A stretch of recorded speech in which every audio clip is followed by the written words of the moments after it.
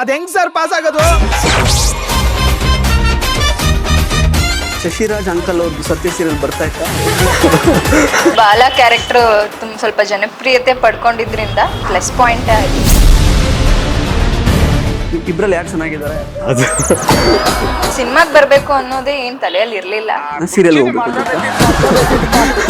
5 ವರ್ಷದಿಂದ ಬರ್ತಾ ಇದೆ. ಆಕ್ಚುಲಿ ನಾನ್ ಚಿಕ್ಕ ವಯಸ್ಸಿದ್ದಾಗಿಂದ. ಹಂಗಂದ್ರೆ ನೀವು ಅಂಕಲ್ ಇವಾಗ ಅವರೇ ರೆಫರ್ ಮಾಡಿರೋದು ಬಿಬ್ರಿ ಹೀರೋಯಿನ್ಸ್ ಬೇಕು ಅಂತ. ಸ್ಕ್ರಿಪ್ಟ್ ಎಲ್ಲ ಆಗಿ ಇನ್ನೇನು ಮುಂದಿನ ವಾರ ಇದ್ದಂಗೆ ನಾನು ಸೆಲೆಕ್ಟ್ ಆಗಿದ್ದು ಸರ್.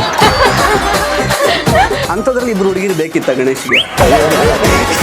ಈಗ ಏನಿದೀನಿ ಆ ಸಹನ ತರದ್ ಕ್ಯಾರೆಕ್ಟರ್ ಅಲ್ಲ. ಅದಕ್ಕೆ ಅವ್ರು ಬಿಟ್ಟು ಹೋದ್ರು. ಪೇಮೆಂಟ್ ಇರೋದು ಒಂದ್ ಸಿಗ್ಬೇಕಪ್ಪ, ಮೂವಿ ಕಾರ್ ತೊಳಕ್ ಆಗ್ಬೇಕು. ಇದ್ರಲ್ಲಿ ಕಡಿಮೆ ಸಿಕ್ಕಿದೆ ಸ್ವಲ್ಪ. ಹಾಗಾದ್ರೆ ಬೈಕ್ ಓಡಿಸಿದ್ದಾರೆ, ಚೆಚ್ಚಿ ಸಾಕ್ತೀನಿ ಊರಲ್ಲಿ. ಸಿನಿಮಾ ಏನೋ ಮಾಡಿದೀವಿ ಈಗ, ನಿಜ ಇದು ಜನಕ್ಕೆ ತಲುಪಿಸೋ ಕೆಲಸ ಇವಾಗ ಮಾಡ್ತಿದೀವಿ. ಯಾವುದೋ ಇದೆಲ್ಲ ಇದ್ರೂ ನೆಮ್ಮದಿಯಾಗಿರ್ಬೇಕು. ಶಶಿರಾಜ್ ಅವರೇ, ಚರಿತ್ರ ಅವರೇ, ಹಾಗೇನೆ ಸಹನ ಅವರೇ, ಕಾರ್ಯಕ್ರಮಕ್ಕೆ ಸ್ವಾಗತ ನಿಮಗೆ.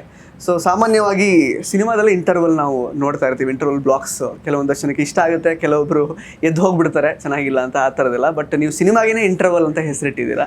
ಸೊ ಏನಿದರ ಹಿಂದಿನ ರಹಸ್ಯ ಅಂತ? ರಹಸ್ಯ ಅಂತ ಏನಿಲ್ಲ, ನಾನು ಆಕ್ಚುಲಿ ಅಪೋಸ್ ಮಾಡ್ತಿದ್ದೆ. ಏನ್ ಸರ್ ಒಳ್ಳೆ ಕ್ರೈಮ್ ಥ್ರಿಲ್ಲರ್ ಹೆಸರಿಟ್ಬಿಟ್ಟಿದ್ದೀರಾ ಇಂಟರ್ವಲ್ ಅನ್ನೋ ತರ ಅವಾಗ ಹೇಳ್ತಿದ್ದೆ. ಬಟ್ ನಮ್ಮ ರೈಟರ್ ಏನ್ ಸುಕೇಶ್ ಸರ್ ಇದಾರಲ್ಲ, ಅವ್ರು ಆಕ್ಚುಲಿ ನಮ್ಮ ಸಿನಿಮಾಲ್ ಒಂದು ಪಾತ್ರ ಕೂಡ ಮಾಡಿದ್ದಾರೆ, ಗಣೇಶ್ ಟಿ ಅಂತ ಒಂದು ಪಾತ್ರ ಮಾಡಿದ್ದಾರೆ. ಅವರು ಇಲ್ಲ ಕಾನ್ಫಿಡೆಂಟ್ ಆಗಿದ್ರು, ನಾವು ನಮ್ಮ ಡಿಸೈನ್ ಹೆಂಗ್ ಮಾಡ್ತೀವಿ, ನಮ್ಮ ಸ್ಟೋರಿ ಸ್ಟ್ರಕ್ಚರ್ ಹೆಂಗ್ ಮಾಡ್ತೀವಿ, ಜನಕ್ಕೆ ಯಾವ ತರ ತಲುಪಿಸ್ತೀವಿ ಅನ್ನೋದ್ರ ಮೇಲೆ ಟೈಟಲ್ ಯಾವಾಗ್ಲೂ ರೀಚ್ ಆಗೋದು ಅಂತ ಅವಾಗಿಂದನೂ ಅವ್ರು ಅದಕ್ಕೆ ನಿಂತಿದ್ರು, ಆ ಒಂದು ಸ್ಟ್ಯಾಂಡ್ ತಗೊಂಡಿದ್ರು. ಇಂಟರ್ವಲ್ ಅನ್ನೋದು ಏನಂದ್ರೆ ಎಲ್ಲಾ ಮನುಷ್ಯನ ಜೀವನದಲ್ಲೂ ಒಂದು ಮಧ್ಯಂತರ ಅಂತ ಬಂದೇ ಬರುತ್ತೆ. ಅಲ್ಲಿಂದ ಯಾವ ತರ ಬೇಕಾದ್ರೂ ಒಂದು ಶೇಪ್ ತಗೊಳ್ಬೋದು. ಅವ್ನ ಜೀವನ ಪಾಸಿಟಿವ್ ಸೈಡ್ ಆದ್ರೂ ಹೋಗ್ಬೋದು, ನೆಗೆಟಿವ್ ಸೈಡ್ ಆದ್ರೂ ಹೋಗ್ಬೋದು. ಏನೂ ಇಲ್ಲದೆ ಅವನ ಕನ್ಸುಗಳನ್ನೇ ಕೊಂದ್ಕೊಂಡು ಏನೋ ಬಾಳ್ವೆ ನಡೆಸ್ತಾ ಇದ್ದೀನಿ ಅಂತನಾದ್ರೂ ಬದುಕ್ಬೋದು. 3 ಆಯಾಮ ಇದೆ. ಸೊ ಆ ಆಯಾಮದಲ್ಲಿ ನಮ್ಮ ಜೀವನ ಯಾವ ತರ ಸಾಗಬಹುದು ಅನ್ನೋದು ಒಂದು ನಮ್ಮ ಟೇಕ್ ಅಷ್ಟೇ. ಸೊ ಅದನ್ನ ಇವರು ಇಂಟರ್ವಲ್ ಅನ್ನೋದನ್ನ ಓಕೆ. ಟ್ರೈಲರಿಗೆ ನೋಡುವಾಗ ಆಕ್ಚುಲಿ ತುಂಬಾನೇ ಫನ್ ಇದೆ, ಮತ್ತೆ ಲವ್ ಸ್ಟೋರಿ ಇರುತ್ತೆ ಅಂತ ಅನ್ಸುತ್ತೆ. ಆಕ್ಚುಲಿ ಹಾಡುಗಳಲ್ಲಿ ಆಲ್ರೆಡಿ ಅದು ಸಾಬೀತಾಗಿದೆ. ಜೊತೆಗೆ ಒಂದು ನೀವೇ ಹೇಳಿದಾಗೆ ಒಂದು ಸ್ವಲ್ಪ ಫಿಲಾಸಫಿಕಲ್ ಲೈನ್ ಕೂಡ ಇದೆ. ಅದನ್ನ ಸ್ವಲ್ಪ ಅಂದ್ರೆ ಕ್ವರ್ಕಿ ಸ್ಟೈಲಲ್ಲಿ ಹೇಳಕ್ ಹೊರಟಿದ್ದೀರಾ. ಸೊ ಈಗ ಆಕ್ಚುಲಿ ನಿಮ್ಮನ್ನ ನಾವು ಬಾಲ ಪಾತ್ರವಾಗಿ ನೋಡಿರೋದು ಆ್ಯಕ್ಚುಲಿ ಸತ್ಯ ಧಾರಾವಾಹಿಯಲ್ಲಿ. ಸೊ ಈಗ ಫಸ್ಟ್ ಟೈಮ್ ಸಿನಿಮಾ ಮಾಡ್ತಿದ್ದೀರಾ. ರಂಗಭೂಮಿ ಒಂದು ಬ್ಯಾಕ್ಗ್ರೌಂಡ್ ಇತ್ತು, ಜೊತೆಗೆ ಇಬ್ಬರು ಸುಂದರವಾಗಿರುವಂತಹ ಹೀರೋಯಿನ್ಸು. ಸೊ ಈ ಒಂದು ಸಿಚುವೇಶನಲ್ಲಿ ನಿಮ್ಮನ್ನು ನೀವು ನೋಡ್ಕೊಳ್ಳುವಾಗ ಹೇಗೆ ಅನ್ಸುತ್ತೆ ನಿಮಗೆ? ಆಬ್ವಿಯಸ್ಲಿ ಖುಷಿ ಆಗತ್ತೆ. ಇಷ್ಟು ವರ್ಷದ ಶ್ರಮ ಅಂದರೆ ಯಾರು ಇಬ್ಬರಲ್ಲಿ ಯಾರು ಚೆನ್ನಾಗಿದ್ದಾರೆ? ಮಾಡಿದೆ ಈ ಕ್ವಶನ್ ಬಂದೇ ಬರುತ್ತೆ ಎಲ್ಲ ಇಂಟರ್ವ್ಯೂ. ಖುಷಿ ಆಯ್ತು ಅಂತ ಹೇಳಿದ್ರೆ ಅದೊಂದು ಇರುತ್ತಲ್ವಾ ನಿಮ್ಮ ಮನ್ಸಲ್ಲಿ ಇದೆ ತಾನೇ? ಇಬ್ರಲ್ಲಿ ಯಾರೋ ಒಬ್ರು ಒಂದ್ ಸ್ವಲ್ಪ ಅಪ್ಪರ್ ಹ್ಯಾಂಡ್ ಇರುತ್ತೆ ನಿಮ್ ತಲೆಯಲ್ಲಿ. ದೇವರಾಣೆಗಳು ಇಲ್ಲ, ಯಾರು ಚೆನ್ನಾಗಿದ್ದಾರೆ ಅದು ಆ ಪ್ರಶ್ನೆಗೆ ನನ್ನ ಹತ್ರ ಉತ್ತರನೇ ಇಲ್ಲ. ಸಿನಿಮಾಲಿ ನಾನ್ ಯಾರನ್ನ ಜಾಸ್ತಿ ಇಷ್ಟಪಡ್ತೀನಿ ಅನ್ನೋದಕ್ಕೆ ಸಿನಿಮಾ ನೋಡ್ಬೇಕು. ಬೇಸಿಕಲಿ ಈ ಒಂದು ಸ್ಥಿತಿಗೆ ಅಥವಾ ಈ ಒಂದು ಆಪರ್ಚುನಿಟಿಗೆ ತುಂಬಾ ಖುಷಿ ಇದೆ ನನಗೆ. ಇಷ್ಟು ವರ್ಷದ ಶ್ರಮ, MNC ಎಲ್ಲೋ ಕೆಲಸ ಮಾಡ್ತಾ ಇದ್ದಿದ್ದು, ರಂಗಭೂಮಿ ಹೆಂಗೋ ಹಂಗೆ ಸೀರಿಯಲ್ ಸಿಕ್ಕಿ ಆಗ್ಲೇ ಯಾವ್ದೋ ಇಂಟರ್ವ್ಯೂಲೇ ಹೇಳಿದ್ದೆ ನಾನು. 3 years ಬ್ಯಾಕ್ ನನ್ನ first interview, first day first show Kannada Naveen ಅವ್ರದ್ದು. ಆಗ್ಲೇ 150 ಆಡಿಷನ್ಸ್ ಆಗಿತ್ತು ನಂದು. ಸೊ ಈಗ ಅದಾದ್ಮೇಲೆ ಎಷ್ಟೋ ಲುಕ್ ಟೆಸ್ಟ್ಗಳು ಕೊಟ್ಟು ಇಷ್ಟು ವರ್ಷಗಳ ನಂತರ ಮೊದಲನೇ ಸಿನಿಮಾ ಇತ್ತು ನನಗೆ. ಸೊ ಆಬ್ವಿಯಸ್ಲಿ ಖುಷಿ ಇದೆ. ಅದೇ ಒಂದ್ ಸಿನಿಮಾ ಅಂತ ಮಾಡಿದ್ಮೇಲೆ ಸಿನಿಮಾ ಏನೋ ಮಾಡಿದೀವಿ ಈಗ, ನಿಜ ಇದು ಜನಕ್ಕೆ ತಲುಪಿಸೋ ಕೆಲಸ ಇವಾಗ ಮಾಡ್ತಿದೀವಿ. ಸೊ ಅದಕ್ಕೆ ಫಿಂಗರ್ಸ್ ಕ್ರಾಸ್ಡ್ ಏನಾಗುತ್ತೆ ನೋಡ್ಬೇಕು. ಅಲ್ಲ, ಅದು ಆ ಕ್ವಶನ್ಗೆ ಉತ್ತರ ಹೇಳಿಲ್ಲ ನೀವು, ಕೊನೆಗೆ ಹೇಳ್ತೀರಾ ಆಫ್ ಕ್ಯಾಮ್ರಾ. ಆಕ್ಚುಲಿ ಚರಿತ್ರ ಅವರು ನಿಮ್ದು ಸ್ವಲ್ಪ ಹಿನ್ನೆಲೆ ಅಂದ್ರೆ ಇಬ್ರಿಗೂ ಹೊಸ ಫಿಲಮ್ ಇದು, ಫಸ್ಟ್ ಫಿಲಮ್ ಅಲ್ವಾ ಇದು? ಇಲ್ವಾ? 3ನೇ ಸಿನಿಮಾ. ಸೊ ಸೀನಿಯರ್ ಅವ್ರಿಗೆ ಕಂಪೇರ್ ಮಾಡಿದ್ರೆ. ಸೊ ಈ ಸಿನಿಮಾದ ಅವಕಾಶ ಹೇಗೆ ಸಿಕ್ತು ಅಂದ್ರೆ ಹೆಂಗ್ ಕಾಸ್ಟಿಂಗ್ ಆಯ್ತು ನಿಮ್ದು? ಅದ್ರ ಬಗ್ಗೆ ಕಾಸ್ಟಿಂಗ್ ಅಂತ ಬಂದ್ರೆ ನಮ್ಮಮ್ಮ ಥಿಯೇಟರ್ ಆರ್ಟಿಸ್ಟು, ಮತ್ತೆ ಹಲವಾರು ಸೀರಿಯಲ್ಗಳಲ್ಲಿ ಆ್ಯಕ್ಟ್ ಮಾಡಿದ್ದಾರೆ. ಸೊ ಅವ್ರಿಗೆ ಈ ಕೋಆರ್ಡಿನೇಟರ್ಸು, ಪ್ರೊಡಕ್ಷನ್ ಮ್ಯಾನೇಜರ್ಸ್ದು ಕಾಂಟ್ಯಾಕ್ಟ್ ಇರ್ತಾ ಇತ್ತು. ಸೊ ಅದಕ್ಕೆ ಮುಂಚೆ ಆಲ್ರೆಡಿ 2 ಮೂವಿ ಮಾಡಿದ್ದೆ. ಅದು ಹಾಗೆ ಅವ್ರ ಕಾಂಟ್ಯಾಕ್ಟ್ಸಿಂದ ಬಂದಿದ್ದು. ನಮ್ಮ ಮಮ್ಮಿ ಸ್ಟೇಟಸ್ನ ನೋಡಿ ನಾನು ಫೋಟೋಸ್ ಹಾಕ್ತಾ ಇರ್ತಾರಲ್ಲ, ಅದನ್ನ ನೋಡಿ ನಿಮ್ಮ ಮಗಳಿಗೆ ಆ್ಯಕ್ಟಿಂಗ್ ಮಾಡಿಸಿ ಅಂತ ಹೇಳಿ ಬಂದಿದ್ದು. ಇದು ಹಾಗೆ ಯಾರೊಬ್ರು ರೆಫರ್ ಮಾಡಿ ಬಂದಿದ್ದು. ಸೊ ಸಹನ ಅವರು ಹೆಂಗೆ ಈ ಒಂದು ಸಿನಿಮಾ ಕ್ಷೇತ್ರಕ್ಕೆ ಬಂದ್ರಿ? ಈ ಒಂದು ಸಿನಿಮಾಗೆ ಹೇಗೆ ಸೆಲೆಕ್ಟ್ ಆದ್ರಿ ನೀವು ಅಂತ? ಅಂದ್ರೆ ಚಿಕ್ಕ ವಯಸ್ಸಿಂದ ಅಂದ್ರೆ ನಂಗೆ ಸಿನಿಮಾಗ್ ಬರ್ಬೇಕು ಅನ್ನೋದೇ ಏನ್ ತಲೆಯಲ್ಲಿ ಇರ್ಲಿಲ್ಲ. ಸೀರಿಯಲ್ ಹೋಗ್ಬೇಕು ಸೀರಿಯಲ್ ಹಿಂದೆ ಸರ್ ತಂದೆ ಮತ್ತೆ ತಾತ ದೊಡ್ಡಪ್ಪ ಎಲ್ಲ ಯಕ್ಷಗಾನದಲ್ಲಿದ್ರು. ಓಕೆ. ನನ್ನ ತಂದೆ ನನ್ನನ್ನ ಒಂದ್ ಪಾಯಿಂಟ್ ಅಲ್ಲಿ ಒಂದು ಅವಕಾಶ ಕೊಟ್ರು ಮಾಡ್ಲಿಕ್ಕೆ. ಅಲ್ಲಿಂದ ನನ್ನ ಓದಿದ್ದು PU ಬಂದು ಆಳ್ವಾಸಲ್ಲಿ. ಅಲ್ಲಿ ನಿಮಗೆ ಗೊತ್ತು ತುಂಬಾ ಜಾಸ್ತಿ ಪ್ರೋಗ್ರಾಮ್ಸ್ ನಡೆಯುತ್ತೆ. ನನಗಿದ್ ಮುಂಚೆಯಿಂದನೂ ಇದ್ದಿದ್ದರಿಂದ ಅಲ್ಲಿಂದ ನನ್ಗೆ ಇನ್ಸ್ಪಿರೇಷನ್ ತುಂಬಾ ಜಾಸ್ತಿ ಆಯ್ತು. ಅಲ್ಲಿ ಕೋ ಕರಿಕ್ಯುಲರ್ ಆಕ್ಟಿವಿಟೀಸ್ ಜಾಸ್ತಿ. ಹೌದು, ಬಟ್ ನಾನು ಓದಿದ್ದು ಬಯಾಲಜಿ ಅಂದ್ರೆ ಸೈನ್ಸ್ ತಗೊಂಡಿದ್ದು. ನಾವು ಅದ್ರಲ್ಲಿ ಇನ್ವಾಲ್ವ್ ಆಗಂಗಿಲ್ಲ, ಓನ್ಲಿ ವಿ ಕ್ಯಾನ್ ವಾಚ್ ಅನ್ನೋ ತರ ಅಷ್ಟೇ. ಸೊ ಹಂಗಿರುವಾಗ ಇಂಜಿನಿಯರಿಂಗ್ಗೆ ಅಂತ ಬ್ಯಾಂಗ್ಳೂರ್ ಬಂದಾಗ ಇಲ್ಲಿ ಆಡಿಷನ್ಸ್ ಗಳನ್ನ ಅಟೆಂಡ್ ಮಾಡ್ತಾ ಒಂದ್ ಫೈನ್ ಡೇ ಈ ಪ್ರಾಜೆಕ್ಟಿಗೆ ಆಡಿಷನ್ಸ್ ನಡೀತಿದೆ. ಆಗ ಶಶಿರಾಜ್ ಅಂಕಲ್ ಅವ್ರದ್ದು ಸತ್ಯ ಸೀರಿಯಲ್ ಬರ್ತಾ ಇತ್ತಾ?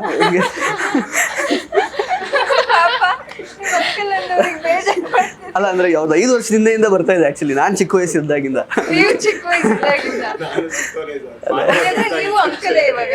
ಅಲ್ಲ ನಾನು ಇನ್ನು ಚಿಕ್ಕವನೇ. ಸೀರಿಯಲ್ ನೋಡಿದ್ದೆ. ಬಾಲ ಅಂದ್ರೆ ನಮ್ಮ ಊರಲ್ಲೆಲ್ಲ ಬಾಲ ಜೊತೆ ಸಿನಿಮಾ ಮಾಡ್ತಿದ್ದೀರಾ, ನೋಡ್ತೀವಿ ಹಾಗೆ. ಸೊ ಇನ್ನು ಶಶಿರಾಜ್ ಅವರೇ, ನಿಮ್ಮ ಕಮೆಂಟ್ಸ್ ಅಂದರೆ ಇಬ್ಬರು ಹೀರೋಯಿನ್ಸ್ ಅಂದರೆ ನನಗೆ ಯೂಶ್ವಲಿ ನನಗೆ ಇಬ್ಬರು ಹೀರೋಯಿನ್ಸ್ ಅಂತ ಹೇಳುವಾಗ ತಲೆಗೆ ಬಂದಿದ್ದೇನೆಂದರೆ ಒಂದು ಹುಡುಗಂಗೆ ಅವ್ರ ಲೈಫಲ್ಲಿ ಎಷ್ಟೊಂದು ಜನ ಹುಡುಗಿಯರು ಬಂದಿರ್ತಾರಂತೆ, ಅದನ್ನು ಸಿನಿಮಾದಲ್ಲೂ ತೋರಿಸ್ತಾರೆ ಓಪನ್ ಆಗಿನೇ ಯಾವ್ಯಾವ ಒಂದು ಸ್ಟೇಜಸ್ ಆಫ್ ಲೈಫಲ್ಲಿ ಬಂದಿದ್ರು ಅಂತ. ಹುಡುಗಿಯರಿಗೆ ಯಾಕೆ ಆ ಥರ ಅವಕಾಶ ಇಲ್ಲ? ಆ ಥರ ಥಾಟ್ ಏನಾದ್ರು ಬಂತಾ ನಿಮ್ಮಿಬ್ಬರಿಗೆ ಆ್ಯಕ್ಚುಲಿ ಸ್ಕ್ರಿಪ್ಟ್ ಬಂದು ಹೇಳಿದಾಗ? ಅಂದ್ರೆ ಹೌದು, ಅದು ಮಾಡಲ್ಲ ಸಾಮಾನ್ಯ ಸಿನಿಮಾಗಳಲ್ಲಿ ತೋರಿಸಲ್ಲ, ಆದ್ರೆ ರಿಯಲ್ ಲೈಫಲ್ಲಿ ಹಂಗೆ ಆಗಲ್ಲ ಅಂತ. ಆಗುತ್ತೆ, ಹುಡುಗಿರ್ ಜೀವನದಲ್ಲೂ ಆಗುತ್ತೆ. ಬಟ್ ಥಿಂಗ್ ಅದನ್ನ ಸ್ಕ್ರೀನ್ ಮೇಲೆ ಯಾಕೆ ತೋರಿಸಲ್ಲ ಅಂದ್ರೆ ಮೇ ಬಿ ಜನ ಅದನ್ನ ಎಕ್ಸ್ಪೆಕ್ಟ್ ಮಾಡ್ತಾ ಇರಲ್ಲ. ಒಂದು ಹುಡುಗಿರಂದ್ರೆ ಹುಡುಗರಿಗಿರೋ ಫ್ರೀಡಮ್ ಹುಡುಗಿರಿಗಿರಲ್ಲ ನಮ್ಮ ಸೊಸೈಟಿನಲ್ಲಿ. ಅದ್ರ ಎಷ್ಟೇ ಇವತ್ತು ಸಮಾನತೆ ಬಂದಿದ್ರು ದೇರ್ ಸಮ್ ಕೈಂಡ್ ಆಫ್ ಅದು ಡಿಫ್ರೆನ್ಸ್ ಇದ್ದೇ ಇರುತ್ತೆ. ಸೊ ಅದಕ್ಕಾಗಿ ತೋರಿಸಲ್ಲ ಅನ್ಸುತ್ತೆ ಸ್ಕ್ರೀನ್ ಮೇಲೆ ಅಂತ ನನಗನ್ಸುತ್ತೆ. ಓಕೆ, ನಿಮ್ಮ ಸ್ಕ್ರೀನ್ ಸ್ಪೇಸ್ ಎಷ್ಟಿರುತ್ತೆ ಸಿನಿಮಾದಲ್ಲಿ? ಈಗ ಇಬ್ಬರು ಹೀರೋಯಿನ್ಸ್ ಕೂಡ ಅಂದರೆ ಒಂದೊಂದು ಸ್ಟೇಜ್ ಆಫ್ ಲೈಫಲ್ಲೇನೋ ಬರ್ತೀರಾ ಹೀರೋಯಿನ್ಸ್, ಎಷ್ಟರ ಮಟ್ಟಿಗೆ ನೀವು ರಿಜಿಸ್ಟರ್ ಆಗ್ತೀರಾ ಹೇಗೆ ಅಂತ? ಸೊ ನಾನು ಸೆಕೆಂಡ್ ಹಾಫ್ ಅಲ್ಲಿ ನಾನು ಇರ್ತೀನಿ, ಫಸ್ಟ್ ಹಾಫಲ್ಲಿ ಅವ್ರು ಇರ್ತಾರೆ. ಓಕೆ, ಹಾಗೆ. ಸೊ ಫಸ್ಟ್ ಹಾಫ್ ಹೀರೋಯಿನ್ ಹೇಳಿ, ಹೆಂಗಿರುತ್ತೆ ನಿಮ್ಮ ಪಾತ್ರ? ಅದೇ ಪಾತ್ರದ ಪರಿಚಯ ಬಂದು ಅವಳಿಗೆ ಅವಳದೇ ಆದ ಒಂದು ಪುಟ್ಟ ಪ್ರಪಂಚ. ನಾನು, ನನ್ನ ಹುಡುಗ, ನನ್ನ ಫ್ಯಾಮಿಲಿ, ನಾವ್ ಹಿಂಗ್ ಬದುಕ್ಬೇಕು ಅನ್ನೋ ಚಿಕ್ಕ ಚಿಕ್ಕ ಚಿಕ್ಕ ಚಿಕ್ಕ ಕನ್ಸುಗಳಿರುತ್ತೆ. ಹಾಗಾಗಿ ಎವ್ರಿ ಟೈಮ್ ಅವಳು ನೀವು ಯಾವಾಗ ಒಂದು ಕಾಲೇಜ್ ಟೈಮಲ್ಲಿ ನೀವು ಅಂದ್ರೆ ಸ್ಕೂಲ್ ಟೈಮ್ ಅಲ್ಲ, ಲೈಕ್ ಇಂಜಿನಿಯರಿಂಗ್ ಅಲ್ಲಿ ಓದ್ತಾ ಇರ್ತೀವಿ ಇಬ್ರು, ಆ ಟೈಮಲ್ಲಿ ಇಷ್ಟಪಟ್ಟು ಆ ಥರ ಸ್ಟೋರಿ. ಸೊ ಅಷ್ಟೇ ಅಂದ್ರೆ ನಿಮ್ಮ ಲೈಫ್ ಆಯ್ತು ಅಷ್ಟೇ, ನಿನ್ನ ಹುಡುಗ ಆ ಥರ ನಂದೇ ಪ್ರಪಂಚದಲ್ಲಿ ಅವಳಿಗೆ ಇನ್ನೇನು ಬೇಡ, ಚೆನ್ನಾಗಿ ಓದ್ಬೇಕು, ಇವನಿಗೆ ಒಂದು ಒಳ್ಳೆ ಸಂಬಳ ಸಿಗೋ ಕೆಲಸ ಸಿಗ್ಬೇಕು, ಈ ಒಂದು ಪ್ರಪಂಚದಲ್ಲಿ ಅವಳು ಜಾಸ್ತಿ ಅವನಿಗೆ ಹೇಳ್ತಾ ಇರ್ತಾಳೆ ಹಿಂಗ್ ಮಾಡು ಹಂಗ್ ಮಾಡು, ಈ ತರದ್ ಒಂದು innocent character basically. Correct. So but ನಮ್ಮ ಹೀರೋ ಇನೋಸೆಂಟ್ ಅಲ್ವೇ? ಅವ್ರು ಎಲ್ಲಿ ಪಾತ್ರ ಇನೋಸೆಂಟ್, ಅದೇ ಆಪೋಸಿಟ್ ಆಗಿ ಸಿಕ್ಕಿದೆ. ಇಲ್ಲ, ಅವ್ರು ಇನ್ನೋಸೆಂಟ್ ಇಲ್ಲ, ಅವ್ರ ಪಾತ್ರನೂ ಇನ್ನೋಸೆಂಟ್ ಇಲ್ಲ, ಎರಡೂ ಇನ್ನೋಸೆಂಟ್ ಇಲ್ಲ. ಹೌದಾ? ಪಾತ್ರನೂ ಇನ್ನೋಸೆಂಟ್ ಇಲ್ಲ ಅಂದ್ರೆ ಬೇಸಿಕಲಿ ಎಲ್ಲ ಹುಡುಗರು ಹಂಗೆ ಇರ್ತಾರೆ. ಇನ್ನೋಸೆಂಟ್ ಅಂತ ಯಾರು ಇಲ್ಲ ಭೂಮಿ ಮೇಲೆ, ಯಾರು ಇಲ್ವೇ ಇಲ್ಲ. ಎಲ್ಲಾರು ಅವ್ರವ್ರ ಅವಕಾಶಗಳು ಬಂದಾಗ ಅದನ್ನ ಸದುಪಯೋಗ ಪಡಿಸ್ಕೊಳ್ಬೇಕು ಅನ್ನೋ ಒಂದು ಉದ್ದೇಶದಲ್ಲೇ ಎಲ್ಲಾರು ಇರ್ತಾರೆ.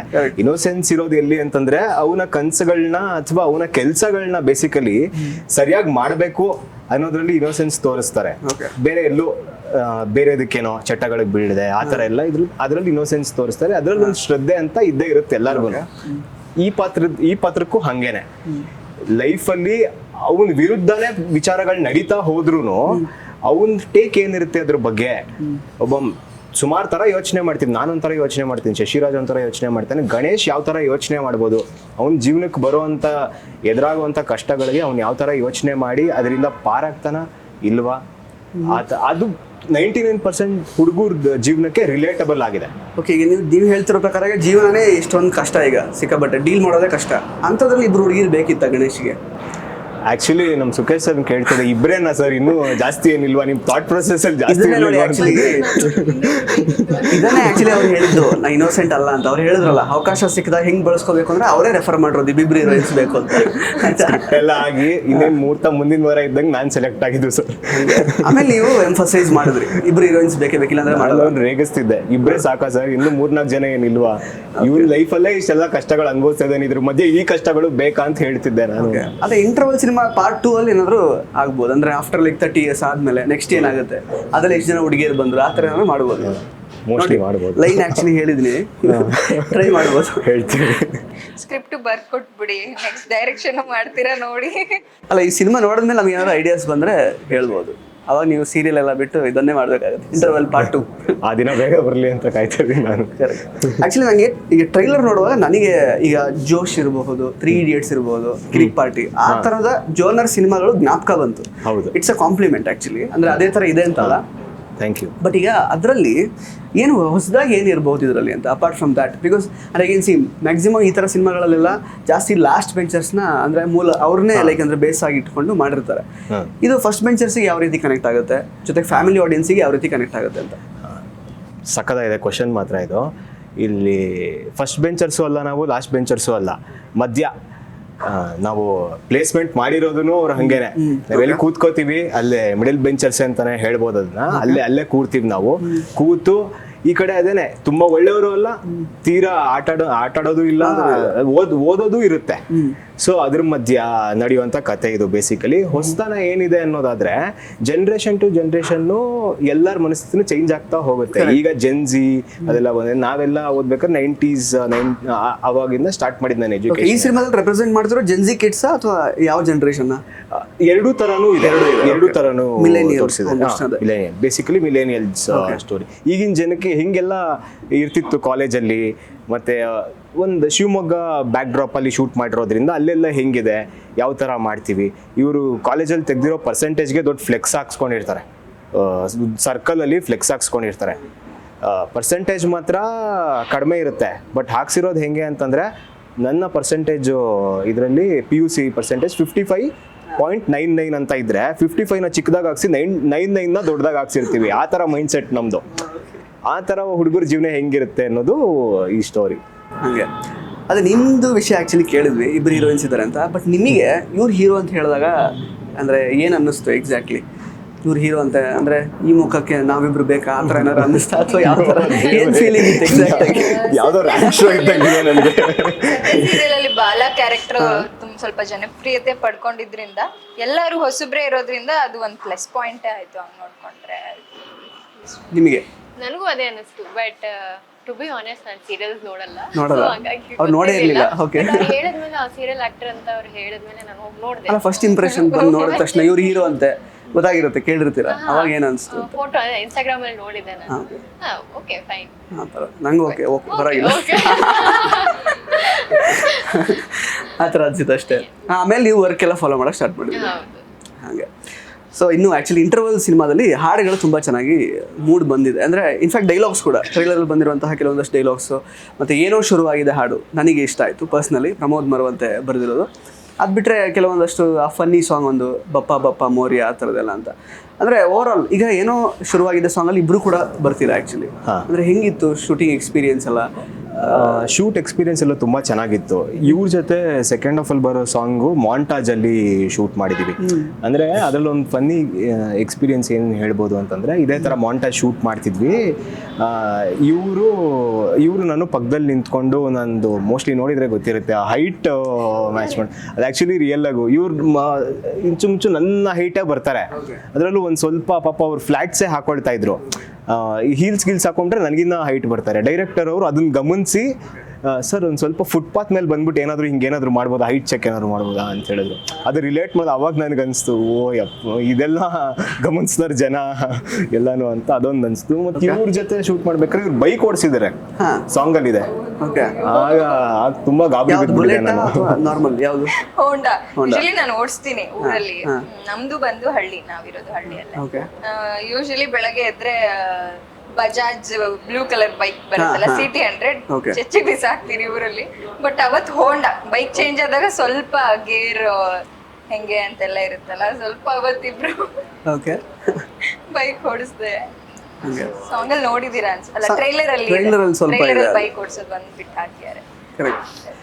ಸೊ ಈಗ ಇದೊಂದು ಹೊಸ ತಂಡ, ಕಂಪ್ಲೀಟ್ ಆಗಿ ಹೊಸ ಸಿನಿಮಾಗಳು ಸಾಕಷ್ಟು ಬರ್ತಾ ಇದೆ, ಕಾಂಪಿಟೇಷನ್ ತುಂಬ ಇದೆ. ಅಂದರೆ ಲೈನ್ ನೋಡುವಾಗ ಅಥವಾ ಈ ಪ್ರೊಡಕ್ಷನ್ ವ್ಯಾಲ್ಯೂಸ್ ಅಥವಾ ವಾಟ್ ಎವರ್ ಏನು ನೀವು ಪ್ರೆಸೆಂಟ್ ಮಾಡ್ತಿದ್ದೀರಾ ಎಲ್ಲದೂ ತುಂಬ ಚೆನ್ನಾಗಿರುತ್ತೆ ಈ ಸಿನಿಮಾ ಅನ್ನೋ ಥರ ಒಂದು ಪಿಕ್ಚರ್ ಕೊಟ್ಟಿದೆ. But still you have to ಅಂದರೆ ಕಾಂಪೀಟ್ ವಿತ್ ಬೇರೆ ಸಿನಿಮಾಗಳ ಜೊತೆಗೆ ಈಗ ಜನಗಳದ್ದು ಏನು ಅವ್ರದ್ದು ಅಭಿಪ್ರಾಯಗಳು ಚೇಂಜ್ ಆಗಿದೆ, ಅಭಿರುಚಿ ಚೇಂಜ್ ಆಗಿದೆ, ಅದ್ರ ಜೊತೆ ಕೂಡ ಕಾಂಪೀಟ್ ಮಾಡಬೇಕಾಗುತ್ತೆ. ಸೊ ಅವರೆಲ್ಲರನ್ನ ಯಾವ ರೀತಿ ಸ್ಯಾಟಿಸ್ಫೈ ಮಾಡ್ಬೋದು ಸಿನಿಮಾ ಅಂತ. ಬಿಕಾಸ್ ಇದು ಎಲ್ಲರೂ ಲೈಫಲ್ಲಿ ನಡೆಯುವಂತಹ ಕೆಲವೊಂದಷ್ಟು ಘಟನೆಗಳೇ. ಕನೆಕ್ಟ್ ಆಗಬೇಕು ಅಂತಂದರೆ ಕನ್ವಿನ್ಸ್ ಆಗಬೇಕು ಜನ. ಸೊ ಎಷ್ಟರ ಮಟ್ಟಿಗೆ ಕನ್ವಿನ್ಸ್ ಮಾಡಿದ್ದೀರಾ, ಏನೇನು ವಿಷಯಗಳು ಕನ್ವಿನ್ಸ್ ಆಗುತ್ತೆ ಇದರಲ್ಲಿ ಜನಗಳಿಗೆ? ಡೆಫಿನೆಟ್ಲಿ ಇಲ್ಲಿ ಜನಕ್ಕೆ ನಾವು ನೀತಿ ಪಾಠ ಹೇಳೋದು ಅಥವಾ ನಿನ್ನ ಜೀವನಕ್ಕೆ ನಾನೇನೋ ಹೇಳ್ಕೊಡ್ತಾ ಇದ್ದೀನಿ ಗುರು, ಈ ಮಾರಲ್ ಇದೆ ಅದು ಇದು ಅಂತೆಲ್ಲ ಏನೋ ತೋರ್ಸಕ್ಕೆ ಬಂದಿದ್ದೀವಿ ಅನ್ನೋದಕ್ಕೆ ಸುಮಾರು ಸಿನಿಮಾಗಳು ಬಂದ್ಬಿಟ್ಟಿದೆ. ಹೌದು, ನನ್ನ ಜೀವನ ಹೆಂಗಿದೆ ನಾನು ತೋರಿಸ್ತೀನಿ, ಅದ್ರಲ್ಲಿ ಕಲಿಯೋದೇನಿದೆ ಕಲ್ತ್ಕೊಳ್ಳಿ, ಇಲ್ಲಾಂದ್ರೆ ಇದೇ ಆಗುತ್ತೆ ನೋಡಪ್ಪ, ನನ್ನ ಜೀವನ ಹಿಂಗೆ ಓಡಿಸ್ಕೊಂಡು ಹೋಗ್ತಾ ಇದೆ, ನಿಮ್ಮ ಜೀವನನೂ ಏನಾಗುತ್ತೆ ನೋಡ್ಕೊಳ್ಳಿ ಅನ್ನೋ ಒಂದು ಮಿರರ್ ಅಷ್ಟೇ. ನಾನು ಪ್ರೆಸ್ ಮೀಟಲ್ಲಿ ಕೂಡ ಇದನ್ನೇ ಹೇಳಿದೆ. ಗಣೇಶ್ ಎಸ್ ಅನ್ನೋ ಒಂದು ಪಾತ್ರ ಏನಿದೆ, 99% ಹುಡುಗರಿಗೆ ಒಂದು 30 ಏಜ್ ಒಳಗಡೆ ಇರೋರಿಗೆ ಸ್ಕ್ರೀನ್ ಮುಂದೆ ಕೂತಂಗಿರಲ್ಲ, ಮಿರರ್ ಮುಂದೆ ಕೂತಂಗಿರುತ್ತೆ ಅಂತ ನಾನು ಹೇಳಿದ್ದೀನಿ. ಅದು 100% ಶೋರ್. ನಾನು ಈ ಮಾತು ಮೇಲೆ ಎಲ್ಲೇ ಹೋದ್ರು ನಾನು ನಿಂತ್ಕೋತೀನಿ. ಸೊ ಅಷ್ಟು ಕಾನ್ಫಿಡೆನ್ಸ್ ನನಗೆ ಯಾಕಿದೆ ಅಂತಂದರೆ, ನನ್ನ ಏಜಲ್ಲಿ ಯಾವ್ಯಾವ ಏಜಲ್ಲಿ ಏನೇನು ಆಗ್ತಾ ಬಂತಲ್ಲ ಆ ಸ್ಕ್ರಿಪ್ಟ್ ನನಗೆ ಅಷ್ಟು ರಿಲೇಟ್ ಆಯಿತು. ಅದು ನನಗೆ ತುಂಬ ಪ್ಲಸ್ ಪಾಯಿಂಟ್ ಅಂತ ಅನಿಸುತ್ತೆ. ಮತ್ತು ರೈಟಿಂಗು, ನಾವು ಸಿನಿಮಾ ಮಾಡೋರೇ ಆಗಿರ್ಬೋದು, ಬಟ್ ಸಿನಿಮಾಗಳನ್ನ ನಾವು ನೋಡ್ತಾ ಬಂದಿದ್ದೀವಿ, ಎಲ್ಲದನ್ನು ಕ್ರಿಟಿಕ್ ಆಗಿ ಅದಕ್ಕೊಂದು ಲೈನ್ ಆದರೂ ಬರೆದು ಫೇಸ್ಬುಕ್ಕಲ್ಲೋ ಇನ್ಸ್ಟಾಗ್ರಾಮಲ್ಲೋ ಹಾಕ್ತೀವಿ. ಬೇಸಿಕಲಿ ನಾನು ಸೋಷಿಯಲ್ ಮೀಡಿಯಲ್ಲೆಲ್ಲ ನಾನು ಸ್ವಲ್ಪ ಆಕ್ಟಿವ್ ಆಗಿರೋದು. UI ರಿವ್ಯೂನು ನೋಡಿದ್ದೀನಿ ನಾನು. ನಾವು ಹೇಳಬೇಕಾದ್ರೆ ನಾವು ಒಂದು ಸಿನಿಮಾ ಮಾಡ್ತಿದ್ದೀವಿ ಅಂದಾಗ ನಮಗೆ ಅದೆಲ್ಲ ಮೈಂಡಲ್ಲಿ ಇರುತ್ತೆ. ಸೊ ಹಾಗಾಗಿ ನಾನು ಕಾನ್ಫಿಡೆನ್ಸ್ ಆಗಿ ಹೇಳಬಲ್ಲೆ, ರೈಟಿಂಗ್ ಮೇಲೆ ನಿಂತ್ಕೊಳ್ಳುತ್ತೆ ನಮ್ಮ ಸಿನಿಮಾಲಿ ಅನ್ನೋದು ನನ್ನ ಕಾನ್ಫಿಡೆನ್ಸ್. ನಾನು ಓವರ್ ಕಾನ್ಫಿಡೆನ್ಸ್ ಇಲ್ಲ, ನಾನು ಕಾನ್ಫಿಡೆಂಟ್ ಆಗಿದ್ದೀನಿ. ಜನಕ್ಕೆ ನಾವು ತಲುಪ್ತೀವಿ ಅನ್ನೋದಾದ್ರೆ ರೈಟಿಂಗ್ ಇಂದಾನೇ ತಲುಪಬೇಕು ಅನ್ನೋದು. ಇವಾಗ ನಮ್ಮ ಇಂಡಸ್ಟ್ರಿಯಲ್ಲಿ ನಿಮಗೆ ಗೊತ್ತಿದೆ, ರೈಟರ್ಸ್ನ ಎಲ್ಲರೂ ಸಪೋರ್ಟ್ ಮಾಡ್ತಿದ್ದಾರೆ. ರೈಟರ್ಸ್ಗೆ ಪೇ ಆಗಿರ್ಬೋದು, ಮತ್ತೆ ಅವ್ರಿಗೆ ಟೈಮ್ ಆಗಿರ್ಬೋದು, ಅವ್ರಿಗೂ ವ್ಯಾಲ್ಯೂ ಆಗಿರ್ಬೋದು, ಎಲ್ಲ ಸಿಗಬೇಕು ಅಂತ ಇದು ಮಾಡ್ತಿದ್ದಾರೆ. ನಾನು ಈ ಚಿತ್ರನ ಒಪ್ಕೊಳ್ಳೋದಕ್ಕೆ ಮೇನ್ ರೀಸನ್ನೇ ರೈಟಿಂಗ್. ಸೊ ಅದೇ ಪ್ಲಸ್ ಆಗುತ್ತೆ, ಜನ ಬಂದು ನೋಡೋದಕ್ಕೆ. ವರ್ಡ್ ಆಫ್ ಮೌತ್ ತುಂಬ ಇಂಪಾರ್ಟೆಂಟ್ ಆಗುತ್ತೆ. ಆ ವರ್ಡ್ ಆಫ್ ಮೌತ್ ನಮಗೆ ಮೊದಲನೇ 3 ದಿನ ಆ ವೀಕೆಂಡ್ ಏನಿರುತ್ತಲ್ಲ, ರೈಟಿಂಗ್ ಚೆನ್ನಾಗಿರೋದಕ್ಕೆ ಜನ 100% ಬೇರೆಯವ್ರಿಗೆ ಹೇಳ್ತಾರೆ ಅನ್ನೋ ನಂಬಿಕೆ ಅಂತೂ ಇದ್ದೇ ಇದೆ ನನಗೆ. ಓನ್ಲಿ ಥಿಂಗ್ ಇಸ್ ಜನ ಬರಬೇಕಷ್ಟೇ, ನೋಡಬೇಕು. ಆ ಫಸ್ಟ್ ಆಡಿಯನ್ಸ್ ಏನಿರ್ತಾರೆ ಅವರು ಲೈಕ್ ಮೌತ್ ಪ್ರಮೋಷನ್ ಮಾಡಬಹುದು. ಹೌದು. ಕರೆಕ್ಟ್. ಇನ್ನು ಚರಿತ್ರೆ ಮತ್ತು ಸಹನಾ ಅವರು, ಅಂದರೆ ನೀವೀಗ ಇದರಲ್ಲಿ 2 ಫೀಮೇಲ್ ಲೀಡ್ ಅಂತ ನಿಮಗೆ ಹೇಳಿರ್ತಾರೆ, ಅಂದರೆ ಯಾವ್ಯಾವ ಟೈಮಲ್ಲಿ ಬರ್ತಾರೆ ಆ ಥರದ್ದೆಲ್ಲ ಅಂತ. ಏನಾದರೂ ಇನ್ಹಿಬಿಷನ್ಸ್ ಇತ್ತಾ ನಿಮಗೆ? ಅಂದರೆ ಪಾತ್ರ ಇಬ್ಬರು ಡಿವೈಡ್ ಆಗುತ್ತೆ ಆ ಥರದ್ದೆಲ್ಲ ಯೋಚನೆ ಇತ್ತಾ ಬಂದು ಹೇಳಿದಾಗ ನಿರ್ದೇಶಕರು? ಯಾವ ರೀತಿ ನೀವು ಸೆಲೆಕ್ಟ್ ಮಾಡ್ಕೊಂಡ್ರಿ? ಅಂದ್ರೆ ಆ ಥರದ್ದು ಏನು ಅನ್ನಿಸ್ಲಿಲ್ಲ. ಇಬ್ರಿದ್ದಾರೆ ಲೈಕ್ ಏನ್ ಮಾಡೋದು ಅನ್ನೋ ಥಾಟ್. ಯಾಕೆಂದ್ರೆ ಕತೆಗೆ 2 ಕ್ಯಾರೆಕ್ಟರ್ ಬೇಕು ಅಂದ್ರೆ obviously we have to go with that.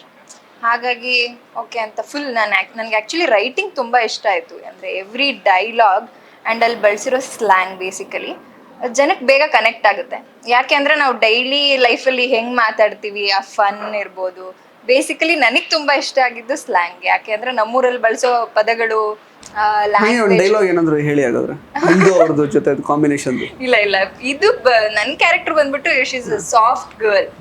ಅದೇನು ಆತರ ಎಲ್ಲ ಏನು ಡೈಲಾಗ್ ಫನ್ ಆತರ ಏನಿಲ್ಲ. ಡೈಲಾಗ್ಸ್ ಇಲ್ಲ, ಜಾಸ್ತಿ ಮಾತಾಡಲ್ಲ. ಡೈಲಾಗ್ಸ್ ಇದೆ, ಮಾತು ಇದೆ. ಈಗ ನೀವು ಆತರ ಡೈಲಾಗ್ ಹೇಳಿ ಅಂದ್ರಲ್ಲ, ಆ ಥರದಿಲ್ಲ. Okay, S. ನಿಮ್ದು?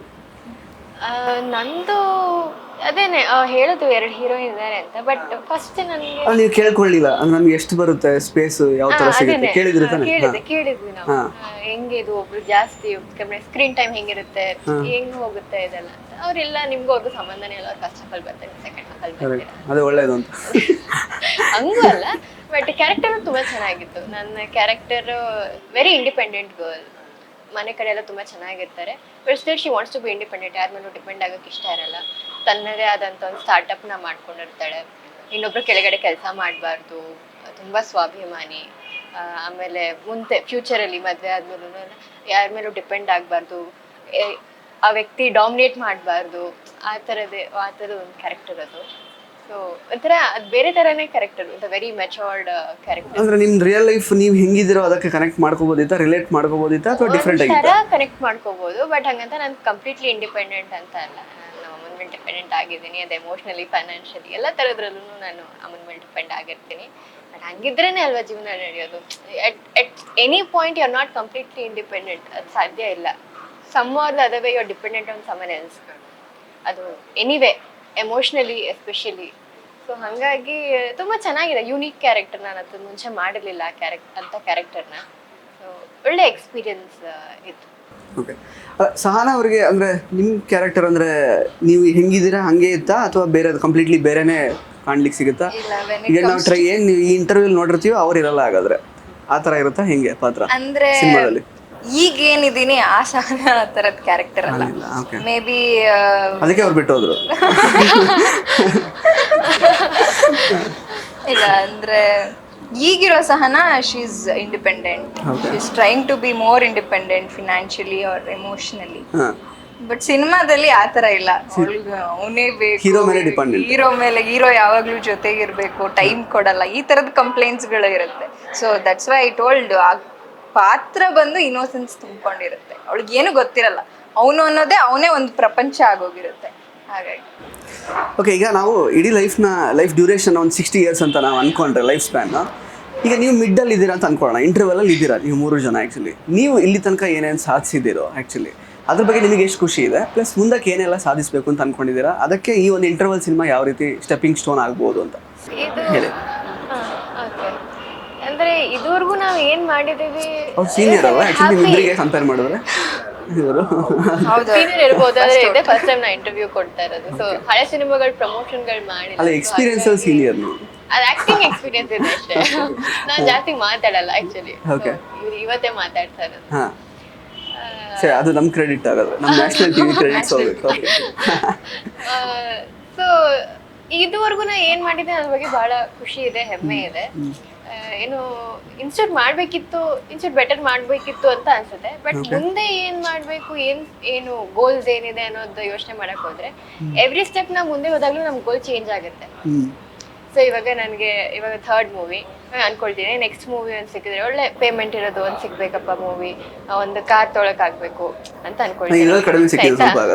ಆಯ್ತಾ, ಕಾರ್ ತಗೋಬೇಕು, ಒಂದ್ ಕಾರ್ ತಗೋಬೇಕು ಅಂತ ಅನ್ಕೊಳ್ತೀನಿ. ಬಟ್ ಇವಾಗ ನೆಕ್ಸ್ಟ್ ಮೂವಿ ಸಿಕ್ತು ನನಗೆ, ಕಾರ್ ತಗೊಂಡೆ, ಯಾಕೆ ನಮ್ದು ಏನೋ ಚೇಂಜ್ ಆಗುತ್ತೆ, ನೆಕ್ಸ್ಟ್ ಮನೆ ತಗೋಬೇಕು.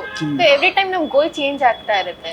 ಇವಾಗ ಒಂದು ಸ್ವಲ್ಪ ಬಡ್ಜೆಟ್ ಮೂವಿ ಮಾಡಿದೀನಿ, ನಾಳೆ ದಿನ ಜಾಸ್ತಿ ದೊಡ್ಡ ಬಡ್ಜೆಟ್ ಮೂವಿ ಮಾಡ್ಬೇಕು, ನಾಳೆ ಇನ್ನೂ ಅಷ್ಟು ಮಾಡ್ಬೇಕು, ಚೇಂಜ್ ಆಗ್ತಾ ಇರುತ್ತೆ. ಸೊ ನಾವು ಅದಕ್ಕೆ ಇದೇ ಎಂಡ್ ಅಂತ ಹೇಳಕ್ ಆಗಲ್ಲ. ಸೊ ಬೆಟರ್ ಫ್ರಮ್ ಟುಡೇ, ಇವತ್ತಿಗಿಂತ ನಾಳೆ ಬೆಟರ್ ಇರಬೇಕು, ಅದು ನೆಕ್ಸ್ಟ್ ಡೇ ಬೆಟರ್ ಇರಬೇಕು, ಅದೇ ನಮ್ಮ ಗೋಲ್. ಕರೆಕ್ಟ್. ಸಹನಾ ಅವ್ರು ಹೇಳಿ. ನಮ್ಗೇನು ಚೇಂಜ್ ಮಾಡೋಕ್ಕಿಲ್ಲ, ನಾವು ಆಲ್ರೆಡಿ ಇಂಡಿಪೆಂಡೆಂಟ್ ಅಂತಾರೆ ಅವರು.